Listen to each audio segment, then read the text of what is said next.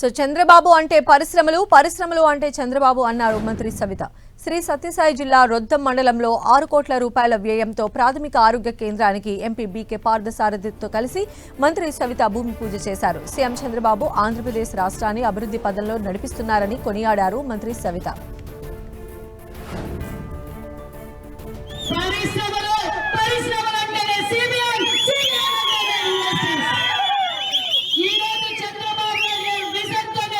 ఈ రోజు మన ప్రాంతంలో చుట్టూ పరిశ్రమలు వచ్చాయి. ఆ రోజు చంద్రబాబు నాయుడు గారు పెట్టిన విత్తనం ఈ రోజు చెట్టై మరి కాయలు కాస్తూ సిఎస్ఆర్ అనే ఫ్రూట్స్ మనం ఈ రోజు ఎంజాయ్ చేయగలుగుతున్నామనే విషయాన్ని తెలియజేస్తున్నాం. ఒక పక్క కియా, ఒక పక్క బెల్, ఒక పక్క జేఎస్డబ్ల్యూ, ఒక పక్క దాల్మియా స్టీల్, ఒక పక్క డ్రైన్ హబ్, ఒక పక్క పరిశ్రమలు రైజింగ్ రాయలసీమ మారుతుందంటే చంద్రబాబు నాయుడు గారు ప్రధానమంత్రి నరేంద్ర మోడీజీ గారు అన్న విషయాన్ని కూడా మీకు అందరికీ తెలియజేస్తున్నాం. ఎప్పుడో దాదాపుగా నాకు తెలిసి నేను 10th క్లాస్ చదివేటప్పుడు కట్టినటువంటి ఈ భవనం శిథిలావస్థకి చేరుకున్నటువంటి సందర్భంలో మన బెల్కి సంబంధించినటువంటి సంస్థ ద్వారా సిఎస్ఆర్ ఫండ్స్ తీసుకురావడం జరిగింది. ఇది బ్రహ్మాండంగా అభివృద్ధి చెందుతుంది. అదేవిధంగా అన్ని సదుపాయాలు కూడా కల్పించడం జరుగుతుంది. మనమంతా చూసినట్లయితే మనం దాదాపుగా 2014 తర్వాతనే శరవేగంగా మన పార్లమెంటు పరిధిలో అభివృద్ధి అనేది బ్రహ్మాండంగా జరుగుతోంది. రాష్ట్ర వ్యాప్తంగా కూడా బ్రహ్మాండంగా జరుగుతోంది. ముఖ్యంగా మనం చూసినట్లయితే 2014 తర్వాత మన పెనుగొండ నియోజకవర్గానికి కియా వచ్చింది. తర్వాత ఈ రోజు చూసినట్లయితే మీరు జెట్ ఫ్లైట్స్ సంబంధించినటువంటి ఒక సంస్థ కూడా పుట్టపర్తిలో రావడం జరుగుతూ ఉంది. ఈ రోజు పరిశ్రమలు అనేవి తరలి వస్తున్నాయి మన రాష్ట్రానికి.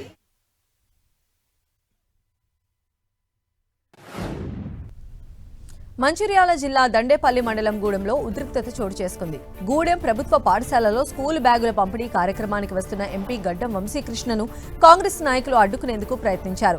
విశాఖ చారిటబుల్ ట్రస్ట్ ఆధ్వర్యంలో ఏర్పాటు చేసిన కార్యక్రమంపై తమకు సమాచారం ఇవ్వలేదని స్థానిక కాంగ్రెస్ శ్రేణులు ఆగ్రహం వ్యక్తం చేశాయి. పాఠశాల దగ్గర ఏర్పాటు చేసిన ఎంపీ గడ్డం వంశీ ఫ్లెక్సీలను కొందరు కార్యకర్తలు చించివేశారు. ఎమ్మెల్యే కొక్కిరాల ప్రేమ్ సాగర్ రావు అనుచరులు, కాంగ్రెస్ కార్యకర్తలు పెద్ద సంఖ్యలో పాఠశాల వద్దకు చేరుకోవడంతో గ్రామంలో ఒక్కసారిగా ఉద్రిక్త పరిస్థితులు నెలకొన్నాయి. దీనిపై సమాచారం అందుకున్న మంచిర్యాల ఏసీపీ ప్రకాష్ ఆధ్వర్యంలో పోలీసులు వెంటనే ఘటనా స్థలానికి చేరుకున్నారు. ఎలాంటి అవాంఛనీయ సంఘటనలు జరగకుండా పాఠశాల దగ్గర భారీ బ్యారికేడ్లు ఏర్పాటు చేసి పటిష్టమైన పోలీసు బందోబస్తు కల్పించారు. ఈ సందర్భంగా కాంగ్రెస్ కార్యకర్తలు పోలీసులతో వాగ్వాదానికి దిగారు. తమ గ్రామానికి వస్తున్నప్పుడు కనీస సమాచారం ఎందుకు ఇవ్వలేదని ప్రశ్నించారు.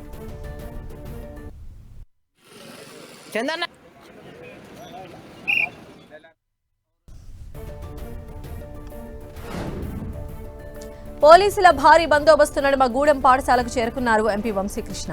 ఓవైపు స్థానిక కాంగ్రెస్ శ్రేణులు ఆగ్రహం వ్యక్తం చేస్తున్నా ఎలాంటి అవరోధాలు లేకుండా పిల్లలకు బ్యాగులు పంపిణీ చేసి వారితో ముచ్చటించారు. అంతేకాదు వారితో పాటు నేలపై కూర్చొని మధ్యాహ్న భోజనం చేసి ఆనందపరిచారు. చదువుతోనే ఉన్నత భవిష్యత్తు సాధ్యమన్నారు ఎంపీ వంశీకృష్ణ. ప్రతి ఒక్కరూ బాగా చదువుకోవాలని ఆకాంక్షించారు. మంచిగా చదువుకోండి, మంచిగా అల్లరి చేయండి. ఇప్పుడే విశాఖ చారిటబుల్ ట్రస్ట్ ద్వారా అనేక బోర్వెల్లు, స్కూల్ బెంచులు, మరి బ్యాగ్లు, అనేక కార్యక్రమాలు కాకా వెంకటస్వామి గారు ఏదైతే ఈ ట్రస్ట్ స్థాపించారో ఎలక్షన్స్ అని చూడక ఓటింగు అదంతా పొలిటికల్ కాకుండా కేవలము అంబేద్కర్ గారిని ఆశయంగా తీసుకొని చదువుతోటే మనము ముందుకెళ్ళొచ్చు, చదువుతోటే మనకు సొసైటీలో రెస్పెక్ట్ వస్తుందని చెప్పి గుర్తించి అనేక గ్రామాల్లో స్కూల్ బెంచులు, స్కూల్ టీచర్ల ఫీజు, బుక్స్, ఈరోజు బ్యాగ్ కార్యక్రమానికి వచ్చినాము.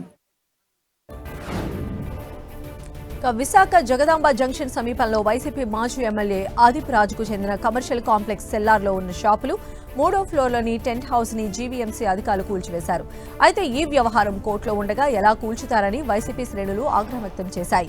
కూల్చివేత జరిగిన ప్రాంతాన్ని వైసీపీ జిల్లా అధ్యక్షులు కేకే రాజు, మాజీ ఎమ్మెల్యేలు అదీప్ రాజు, వాసుపల్లి గణేష్ పరిశీలించారు. కూటమి ప్రభుత్వం అధికారంలోకి వచ్చాక కక్ష సాధింపు చర్యలు ఎక్కువయ్యాయన్నారు ఎమ్మెల్యే అదీప్ రాజు. 1999లో నిర్మాణం జరిగిన కాంప్లెక్స్ పై చర్యలు తీసుకోవడానికి ప్రయత్నం చేసినప్పటికీ గతంలోనే లీగల్ గా కోర్టు ద్వారా పర్మనెంట్ ఇంజంక్షన్ తెచ్చుకున్నామని స్పష్టం చేశారు. అయినప్పటికీ కోర్టు ఆర్డర్ని ధిక్కరిస్తూ రాజకీయ కక్ష సాధింపులకు పాల్పడుతున్నారని విమర్శించారు. రాష్ట్రంలో రెడ్ బుక్ రాజ్యాంగం నడుస్తోందని ఆరోపించారు ఎమ్మెల్యే అదీప్ రాజు.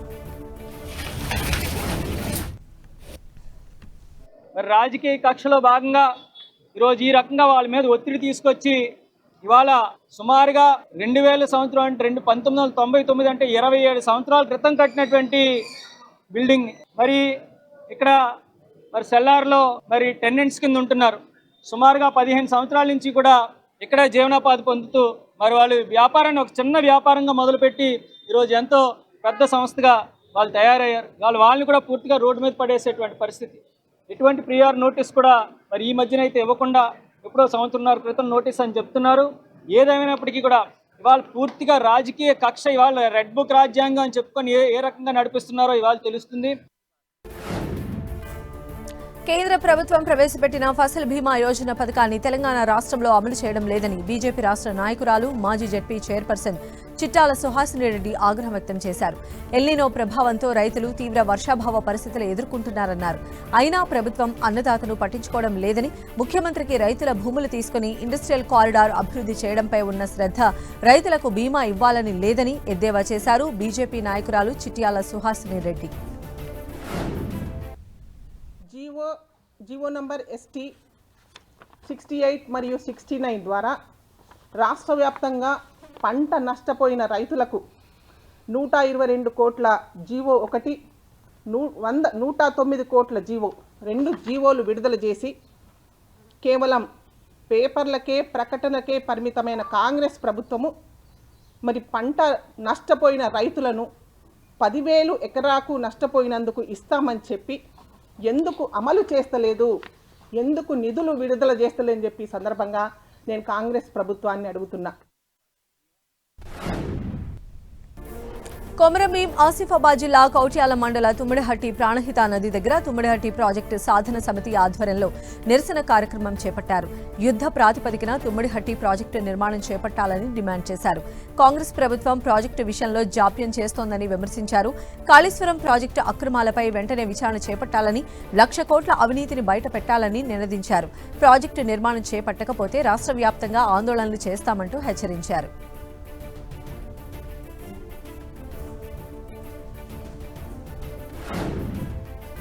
శ్రీ సత్యసాయి జిల్లా హిందూపురంలోని MGM మైదానంలో పోలీస్ శాఖ ఆధ్వర్యంలో ఏర్పాటు చేసిన ఆటోలకు QR కోడ్, డిజిటల్ నెంబర్ స్టిక్కర్ల ప్రక్రియను జిల్లా ఎస్పీ సతీష్ కుమార్ ప్రారంభించారు.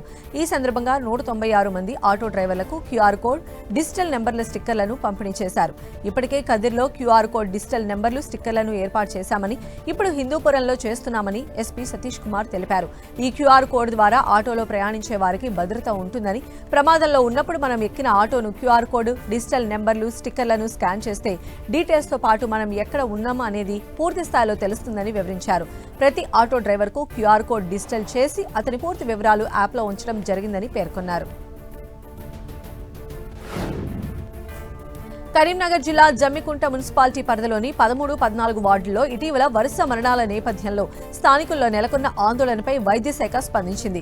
జిల్లా అధికారుల ఆదేశాల మేరకు డిప్యూటీ DMHO డాక్టర్ ప్రభుదాస్ ఆధ్వర్యంలో కాలనీలో ప్రత్యేక మెగా హెల్త్ క్యాంపు నిర్వహించారు. బాధితులకు వైద్య పరీక్షలు చేసి ఉచితంగా మందులు పంపిణీ చేశారు. అనంతరం వైద్య, మున్సిపల్, రెవెన్యూ శాఖల అధికారులు అవగాహన ర్యాలీ చేపట్టారు.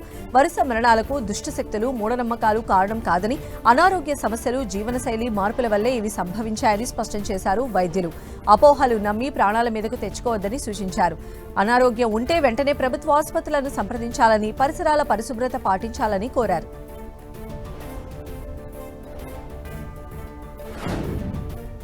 పర్యావరణ పరిరక్షణతో పాటు క్షీణించిన అటవీ ప్రాంతాల పునరుద్ధరణకు ఆంధ్రప్రదేశ్ ప్రభుత్వం వినూత్న కార్యక్రమానికి శ్రీకారం చుట్టింది. పోలవరం జిల్లా చింతూరు అటవీ డివిజన్లో రాష్ట్రంలోనే తొలిసారిగా డ్రోన్ల సహాయంతో సీడ్ బాల్స్ వెదజల్లే కార్యక్రమాన్ని ప్రారంభించింది. ఉప ముఖ్యమంత్రి, అటవీ శాఖ మంత్రి పవన్ కళ్యాణ్ ఆదేశాలతో పోలవరం జిల్లా చింతూరు అటవీ డివిజన్లో డ్రోన్ల ద్వారా సీడ్ బాల్స్ వెదజల్లే కార్యక్రమాన్ని అధికారులు చేపట్టారు. అడవుల నరికివేత, ప్రకృతి విపత్తుల కారణంగా క్షీణించిన అటవీ ప్రాంతాలు పునరుద్ధరించడమే ఈ కార్యక్రమం ప్రధాన లక్ష్యమని తెలిపారు. సుమారు 30 రకాల స్థానిక అటవీ జాతులకు చెందిన విత్తనాలను మట్టితో కలిపి ప్రత్యేకంగా సీడ్ బాల్స్ గా తయారు చేశారు. చేస్తున్నారు. మనుషులు చేరుకోలోని అటవీ ప్రాంతాలను డ్రోన్ల ద్వారా గుర్తించి అక్కడ ఈ విత్తన బంతులను వెదజల్లుతున్నారు. చింతూరు డివిజన్లోని 5 రేంజ్ల పరిధిలో అటవీ సిబ్బంది చేతులతో 5 లక్షల సీడ్ బాల్స్ తయారు చేసి 2 లక్షల సీడ్ బాల్స్ ను అటవీ ప్రాంతాల్లో వెదజల్లారు. ఇప్పుడు అదే కార్యక్రమాన్ని డ్రోన్ల సహకారంతో మరింత వేగంగా సమర్థవంతంగా అమలు చేస్తున్నారు. మొదటి దశ విజయవంతం కావడంతో చింతూరు, లక్కవరం, విఆర్పురం, కోనవరం, నెల్లిపాక రేంజ్లలో మరో 2,29,000 సీడ్ బాల్స్ ను ఈ వారంలోనే డ్రోన్ల ద్వారా వెదజల్లనున్నట్లు అటవీ శాఖ అధికారులు తెలిపారు. మొత్తం 440.50 హెక్టార్లు క్షీణించిన అటవీ ప్రాంతాన్ని పునరుద్ధరించడమే లక్ష్యంగా అధికారులు చర్యలు చేపట్టారు. తక్కువ సమయంలో ఎక్కువ విస్తీర్ణాన్ని కవర్ చేసే ఈ డ్రోన్ సాంకేతికత భవిష్యత్తులో రాష్ట్రంలోని ఇతర అటవీ ప్రాంతాల్లో కూడా అమలు చేయాలని అటవీ శాఖ భావిస్తోందన్నారు Chintur divisional forest officer Ravindranath Reddy. Chintur division ఈ సంవత్సరం మాకు 5 రేంజ్లు ఉన్నాయి. రేంజ్కి 1,00,000 చొప్పున 5 లక్షల విత్తన బంతులు తయారు చేశాము. మొత్తం 5 రేంజ్లు ఏంటంటే చింతూరు, లక్కవరం, నెల్లిపాక, కూనవరం, వరరామచంద్రపురం. ఈ 5 రేంజ్ సంబంధించి రేంజ్కి 1,00,000 చొప్పున మనము విత్తన బంతులు తయారు చేస్తున్నాము. అలాగే మనము ఆ విత్తన బంతులకు సంబంధించి విత్తనాలు వచ్చేసి లోకల్గా ఈ సీజన్లో దొరికేవన్నీ కూడా ఇక్కడ అడవుల్లో దొరికేటివి కలెక్ట్ చేసుకున్నాము.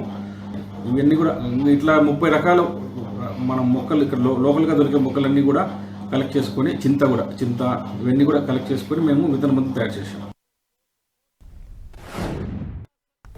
కొమరంభీం ఆసిఫాబాద్ జిల్లా కాగజ్ నగర్లోని సుభాష్ చంద్రబోస్ కాలనీలో డీఎస్పీ వహీదున్ ఆధ్వర్యంలో కార్డన్ సెర్చ్ కార్యక్రమాన్ని పోలీసులు నిర్వహించారు. ఇళ్లలో సోదాలు చేపట్టి వాహనాల పత్రాలు తనిఖీ చేశారు. పత్రాలు సక్రమంగా లేని 64 బైకులు, ఒక ఆటోను సీజ్ చేసి జరిమానాలు విధించారు. ప్రజల్లో భద్రతా భావన పెంపొందించడంతో పాటు నేరాల నియంత్రణ, అనుమానాస్పద వ్యక్తులు, అక్రమ కార్యకలాపాలపై నిఘా ఉంచడమే ఈ కార్యక్రమం ఉద్దేశమన్నారు కాగజ్ నగర్ డీఎస్పీ వహీద్దీన్. పోలవరం ప్రాజెక్టు పనులను దేవీపట్నం మండలం పూడిపల్లి పంచాయతీలోని నేలకోట వాసులు అడ్డుకున్నారు. తమ భూముల్లో పోలవరం ప్రాజెక్టు నిర్మాణం చేపట్టడంపై ఆందోళన వ్యక్తం చేశారు. తమ 80 ఎకరాల భూమికి నష్టపరిహారం ఇవ్వాలని లేదా తమకు వేరే చోట భూమి ఇప్పించాలని డిమాండ్ చేశారు. ప్రభుత్వమే తమను ఆదుకోవాలని వేడుకుంటున్నారు. గతంలో మేము తెలియకుండా ముందే ఒక సెటిల్మెంట్ డైరెక్టర్ ఆఫ్ ఇండియా నుంచి మా పెద్దలు ఒక 80 ఎకరానికి పట్టా సంపాదించారు. ఆ పట్టా ప్రకారంగా మా గ్రామస్తులకి ఎటువంటి సలహా తీసుకోకుండా ఈ మిషన్లో పెట్టి ఆపేస్తున్నాం కాబట్టి మీ మిషన్ నిలిపివేయబడుతుంది. దాని మీదట మాకు 80 ఎకరానికి చొమ్మన్న కావాలి, లేక మాకు దీనికి బదలాయింపు ఆ భూమాన్ని అప్పచెప్పాలి.